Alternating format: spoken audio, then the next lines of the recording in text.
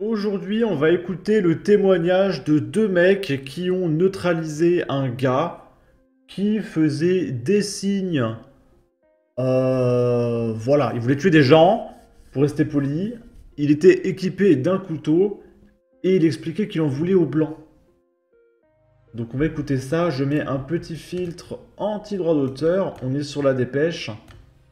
Hop hop hop hop hop, c'est parti.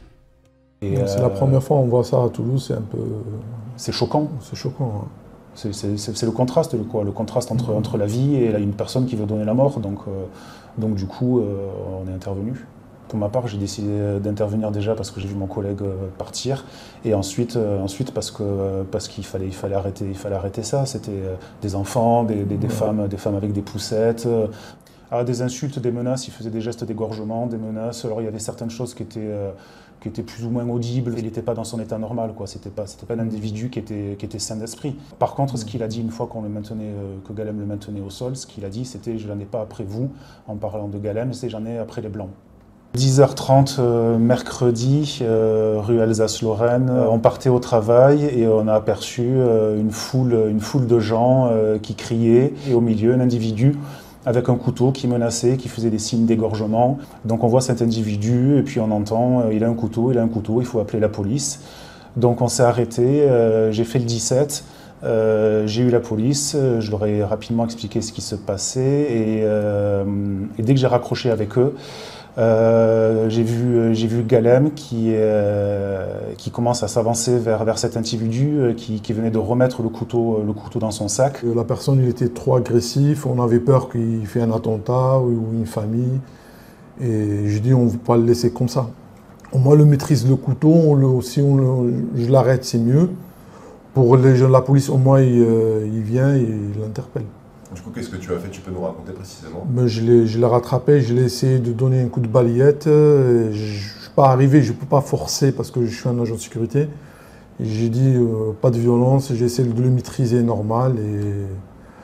Et c'est là, après, le collègue, il avait peur et le mec, il commençait à insulter, il était trop agressif.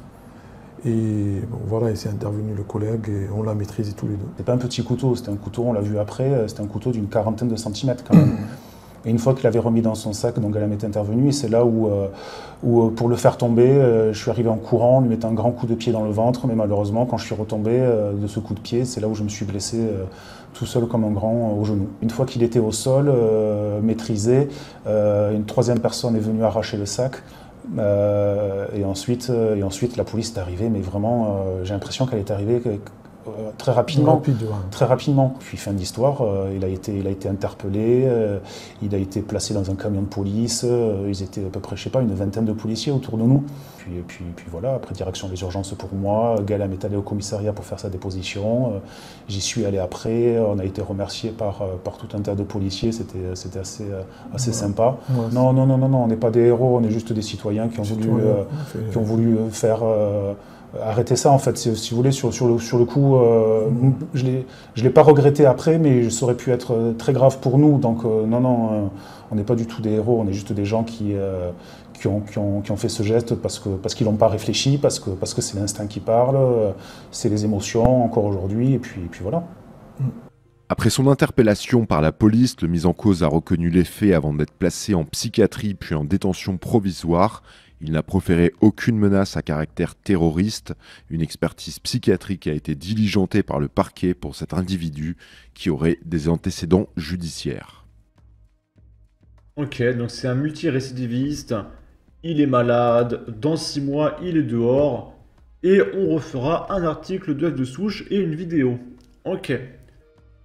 Et du coup, le mec, il en veut au blanc. Et d'où ça vient, ça? Eh bien, ça tombe bien, il y a un mec qui s'appelle Top Secret qui réagit à une vidéo banale. C'est des mecs qui testent des fouets. Voilà. Donc, je sais pas, c'est des fans de fouets, hein, qu'est-ce que vous voulez. Et qui montrent à quel point ça fait très mal, ok. Et le mec répond: et nos ancêtres se prenaient ça pendant des siècles dans le dos. Ni oubli, ni pardon. Donc là, le mec, ce qu'il fait, c'est qu'il s'approprie un vécu d'un ancêtre hypothétique qu'il ne connaît pas pour justifier une vengeance. Parce qu'il dit ni oubli ni pardon. Mais tu veux oublier quoi et pardonner quoi? Qu'est-ce qui te dit que ton ancêtre n'était pas un esclavagiste? Parce que l'esclavage, ça vient d'un certain continent. Hein? D'accord? C'est pas les Européens qui l'ont inventé. Donc, de quel droit tu te permets de t'approprier le vécu d'un mec que tu ne connais pas? Quand on regarde sa photo de profil, le mec, il a l'air d'avoir, je sais pas, 20 ans. Donc, il est probablement né en France. Il est français. Et le mec te parle de ses ancêtres qu'il connaît pas. Et pourquoi? C'est grâce à la propagande de gauche, sur les réseaux, dans les médias, qui vise à créer une détestation infondée de la France et des Français. Et on se retrouve avec des mecs qui sont nés en France, quoi, qui détestent les Français et qui te parlent de leurs ancêtres qu'ils connaissent pas. C'est insupportable. Là, c'est un mec qui est parti 3 semaines en vacances et il est heureux, il parle de bonheur absolu parce qu'il n'entend pas de wesh et de wallah. On va écouter ça. Actuellement en vacances, ça fait 3 semaines que j'ai pas entendu un seul wesh wallah, le bonheur absolu. Tu te rends compte, on en arrive à définir le bonheur absolu quand on n'entend pas wesh et wallah. Voilà, donc c'est quand même assez... ça veut tout dire, quoi. Parce que c'est une conquête culturelle, hein, le fait de voir que des Français et des Françaises de souche se mettent à employer le jargon du colon. Je suis désolé, je vois pas pourquoi on dirait que quand les Européens sont en Afrique, ce sont des colons, mais quand les Africains sont en Europe, ce sont des immigrés. On parle bien de colonialisme.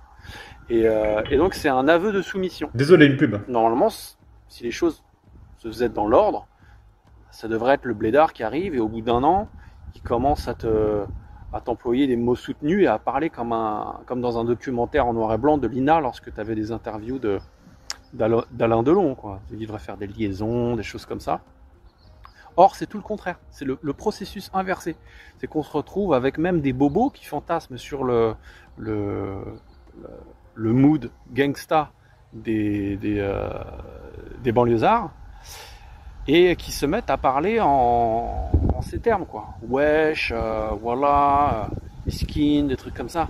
Donc, c'est l'aveu de la soumission, quoi, et du futur de la France qui va s'africaniser. Pour moi, c'est du harcèlement. C'est comme un coup de canif dans les entrailles. Ok. Ben voilà, en tout cas, n'hésitez pas à donner votre avis, votre opinion, à partager, liker, commenter. Ça aidera au référencement de la vidéo sur YouTube. Abonnez-vous, suivez-moi sur Twitter. Prenez soin de vous. Salut!